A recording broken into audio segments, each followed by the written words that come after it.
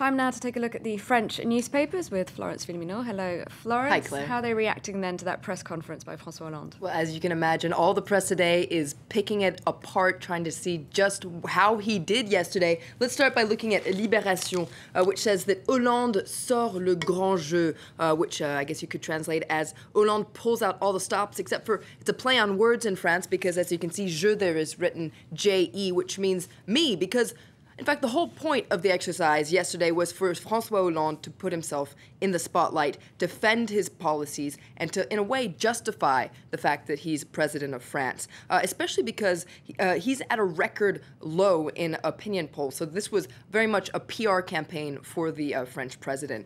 In their editorial, Libération points out just what a solemn event this was. It says that the president was very commanding, he was authoritative, and in a way, he put to rest the idea that he is a normal president. This is what he tried to put forward during his presidential campaign, that he was Monsieur Normal. Now, Libération applauds François Hollande, says that he pulled it off, but regrets the fact that he didn't go further on certain issues. For instance, according to Libération, he didn't lay out a very clear vision of just where he wants the EU to go.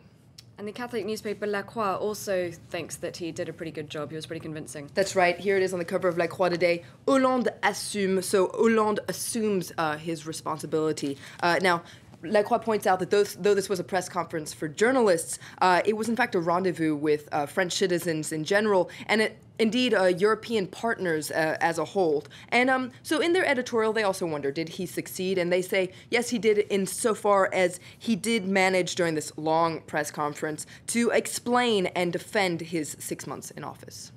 Other papers, though, not quite as impressed, including Le Figaro, the right-leaning paper. That's right, the right-leaning newspaper. As you can imagine, they say, le tournant, c'est pas maintenant. So the shift isn't for now, and that's a play on words on François Hollande's campaign slogan, which was le changement, c'est maintenant, change is now. Now, the right had been hoping that Hollande was going to have a shift in policy away from the far-left socialist policies, and it seemed like recently he had been going towards this shift. For instance, last week, the government put forward a plan to increase competitiveness here in France, and that included cutting labor costs by increasing the value-added tax. Now, Le Figaro, in their editorial, point out that during his press conference, François Hollande made it very clear that he is, in fact, very much the same man that ran for president 6 months ago. So he says that this shift hasn't happened yet. And so Le Figaro says that, okay, maybe he didn't shift, but he has zigzagged a lot of the way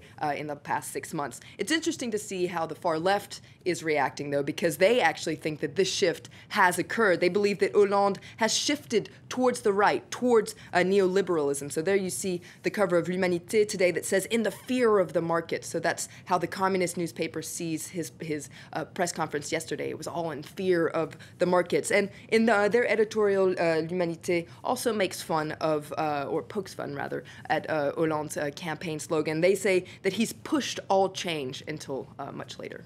And the business paper Les Echos also talks about François Hollande changing. That's right. If you look at the front page of Les Echos today, it says that Hollande admits that the government needs reform. And so, according to Les Echos, this is a sign of change for Hollande.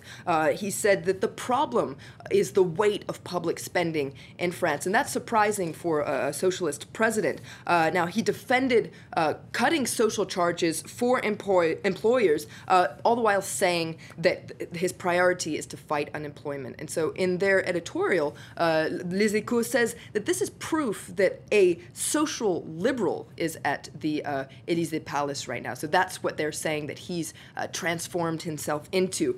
He's more of a realist than past socialist presidents, but he still puts the idea of social justice as a priority in his policies. Now, the focus at the press conference was on the economy, but obviously he also talked about, he was asked quite a bit about foreign policy issues. What are the papers saying about that? Well, the two very interesting articles in L'Humanité, first of all, on the situation in Mali. Now, Hollande repeated that he was in favor of giving logistic support to any African-led military operation. And L'Humanité looks at how one of the key players players in the region is reacting, and that's Algeria, which has a border in common with Mali, which is 1,400 kilometers long. Algeria is still hoping for a political solution to the crisis, and it says that it will close its borders if there's any military intervention. Regarding Syria, L'Humanité has another interesting article. Now, Hollande, of course, became the first European power to recognize Syria's new opposition coalition as the sole representative.